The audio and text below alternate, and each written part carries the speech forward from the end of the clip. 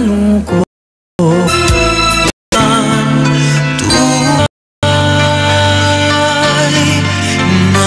Nais mo bang kalimutan ka na ang ating suyuan at